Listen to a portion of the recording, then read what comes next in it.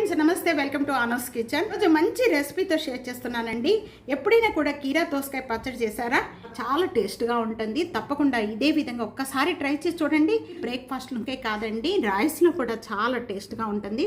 తప్పకుండా ట్రై చేయండి. ట్రై చేసి మీకు ఎలా ఉందనేది కామెంట్స్లో తెలియజేయండి. ఇప్పటి వరకు కూడా నా ఛానల్ని సబ్స్క్రైబ్ చేయని వాళ్ళు ప్లీజ్ సబ్స్క్రైబ్ చేసుకోండి. రండి ఇది ఎలా తయారు చేయాలో చూసి. ఈ కీరా దోసకాయ పచ్చడి తయారు చేసుకోవడానికి నేను ఇక్కడ కీరాలు అనేది మీడియం సైజ్ 2 తీసుకున్నానండి. తయారు చేసుకోవడానికి ఇవి చేదు లేకుండా చూసుకోవాలి, అలాగే ఇవి పచ్చిగా ఉండాలి బాగా, అప్పుడే ఈ పచ్చడి చాలా టేస్ట్గా ఉంటుంది. కొని 2 వైపులా 2 ఎడ్జెస్ కట్ చేసుకొని పైన చెక్కు తీసుకొని ఈ విధంగా మీడియం బాగా పెద్దగా కట్ చేసుకోకూడదు, చిన్నగా కట్ చేసుకో. మాకు ఇక్కడ దోసకాయ దొరకదు కాబట్టి ఈ కీరాతో పచ్చడి కానీ లేకపోతే కర్రీ కానీ ఇలా తయారు చేసుకొని చాలా టేస్ట్గా ఉంటుంది. తప్పకుండా ట్రై చేయండి. కర్రీ కూడా పెట్టానండి, ఇది టమాటా వేసి 2 వేసి పెట్టాను. కర్రీ చాలా టేస్ట్గా ఉంటుందండి. తప్పకుండా ఒకసారి నేను డిస్క్రిప్షన్లో ఇస్తాను, కావాలన్న వాళ్ళు చూసుకోండి. ప్యాన్లో 1 టేబుల్ స్పూన్ ఆయిల్ యాడ్ చేస్తున్నాను. 1 టేబుల్ స్పూన్ పల్లీలు యాడ్ చేస్తున్నాను. పల్లీలు వేగటానికి టైం పడుతుంది కాబట్టి ముందుగా పల్లీలు వేయించేసుకుందాము. వేగిపోయిన వెంటనే కూడా ఇక్కడ నేను 1 టేబుల్ స్పూన్ మినపప్పు యాడ్ చేస్తాను. పప్పు కూడా మంచి స్మెల్ వచ్చేంత వరకు కూడా బాగా వేయించుకోవాలి. నేను ఒక 5 మిర్చి అండి, ఇవి ఎండుమిర్చితో కూడా తయారు చేసుకోవచ్చు. దానికి ఇలాగ తుంపి వేసుకోండి, పైకి ఎగరకుండా ఉంటాయి.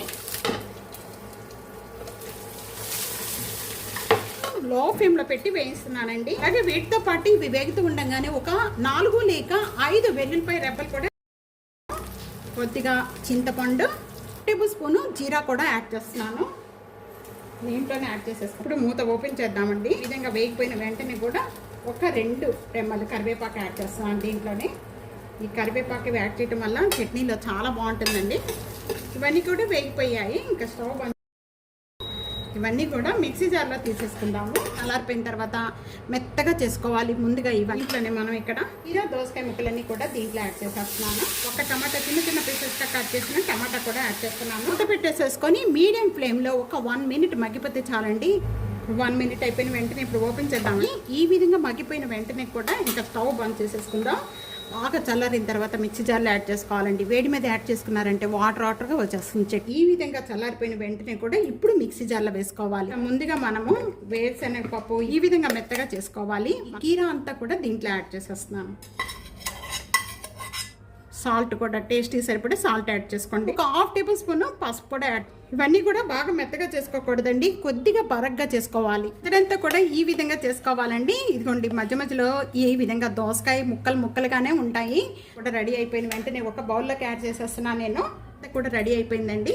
ఇప్పుడు మనం తాలింపు పెట్టుకునే విధానం. ఇక్కడ నేను ప్యాన్లో 2 టేబుల్ స్పూన్ ఆయిల్ యాడ్ చేస్తున్నాను. ఇక్కడ ఆయిల్ కాగిపోయిన వెంటనే కూడా 1/2 టేబుల్ స్పూన్ శనగపప్పు, 1/2 టేబుల్ స్పూన్ ఆవాలు, 1/2 టేబుల్ స్పూన్ ఇవన్నీ కూడా యాడ్ చేస్తున్నాను. మీరు కావాలనుకుంటే మినపప్పు కూడా యాడ్ చేసుకోవచ్చండి. ఇంకా ఎండుమిర్చి, చిన్న కరివేపాకు యాడ్ చేస్తున్నాను. అలాగే